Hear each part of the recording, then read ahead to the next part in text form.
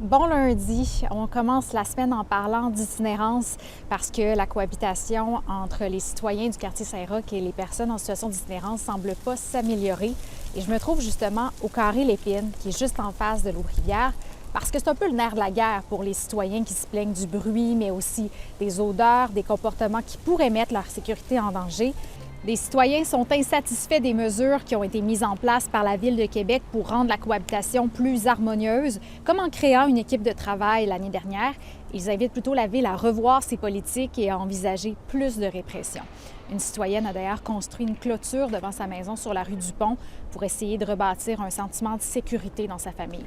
Et du côté de l'Aubrivière, le directeur général Éric Boulay comprend les inquiétudes du voisinage, mais rappelle le côté social de l'organisme qui est de maintenir les personnes en situation d'itinérance dans le quartier. Ce qu'il souhaite, c'est plus de ressources, plus de trajectoires de soins et davantage de refuges permanents pour répondre à la croissance du nombre de personnes itinérantes à Québec. Et je vous invite à aller lire l'article complet de mon collègue David Rémillard au radiocanada.ca/Québec. Et maintenant, je vous parle de ces deux pompiers volontaires décédés à Saint-Urbain le 1er mai dernier en raison des inondations parce qu'ils ont été honorés à titre posthume ce dimanche.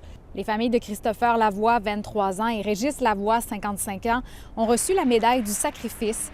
C'était dans le cadre de la Journée nationale de reconnaissance des pompiers et pompières. C'était une journée émouvante pour les familles, mais aussi pour la mairesse de Saint-Urbain, qui est toujours ébranlée par les événements. Et je souhaite sincèrement qu'on ait beaucoup plus de reconnaissance et d'accompagnement envers nos pompiers volontaires dans chacune des petites municipalités que nous sommes. Et je termine en vous parlant de cette première édition du Sommet étudiant à l'Université Laval qui commence lundi et qui se termine vendredi. Et là, vous allez reconnaître un visage connu parce que c'est ma collègue Alexandre Rollet qui anime les groupes de discussion. C'est l'occasion pour les étudiants d'échanger sur les thématiques qui leur tiennent à cœur, comme la santé mentale, la santé financière, l'inclusivité, les aspects pédagogiques et les services à la communauté. Et c'est pour ça que je vous donne rendez-vous au Vidéojournal toute la semaine. Donc, à demain!